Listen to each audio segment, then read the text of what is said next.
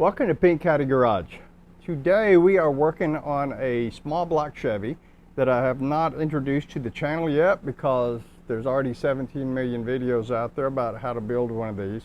We'll talk about that later. Today I ran into a specific problem with trying to get these boots that go on the HEI cap onto these cut to fit wires. I want to route these wires and make them look real nice, so I couldn't use a pre-made set. And I'm having a heck of a time getting these boots to install properly.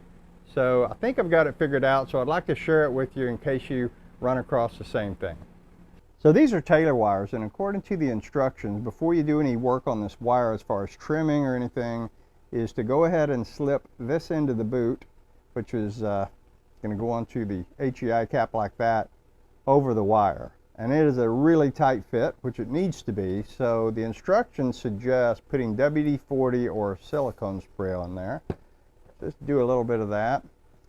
And I will say it does slip on in there, which is good. It's a really tight fit. You could put a little bit inside the boot as well. But I'm pressing on this thing as hard as I can, and I don't have it in there. So be gentle with your wires and pull it out again. First of all, just try to use some more. We'll do both surfaces this time. If this is going to work, that would be great. As you can see, I'll show you in just a second, it is in there better. So you probably can't see that. I'm not going to move the camera because we've got it set up, but I see the red insulation in here. However, it has to make a 90-degree turn to come out, and it won't. Now you can try to bend this to try to decrease that radius.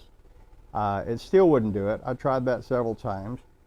So I thought maybe what I should do is try to help it. So got a pretty small slot screwdriver, put it in there and try to get on the lip of this thing, of the wire, and so I could at least bend it out. That didn't work. It didn't help get it started.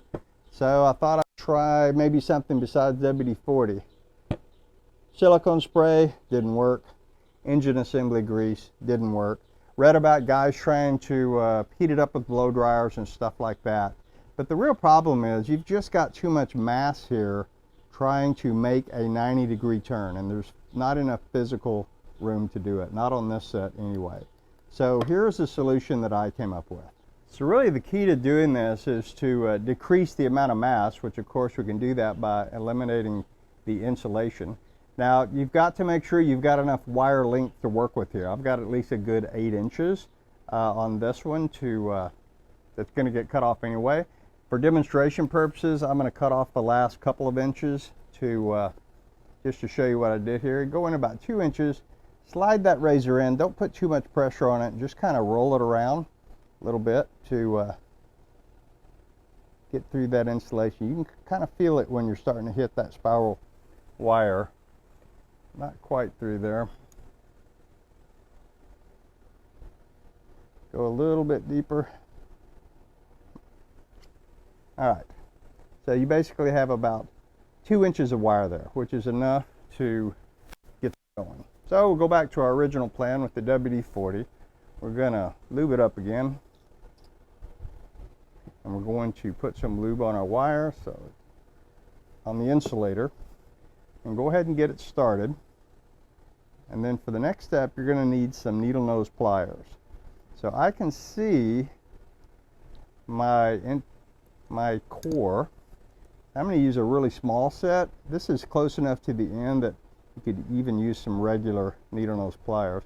But I use a small set to go ahead and reach in there and get that out just to get it started. And then a regular set of needle nose pliers to grab a hold of it, get as much of it as you can so you got a good grip on that. And then hold on to your boot and then pull just with steady pressure. That's gone about a 1/4 inch. So I'm going to reach in a little further, give it another pull. It's coming.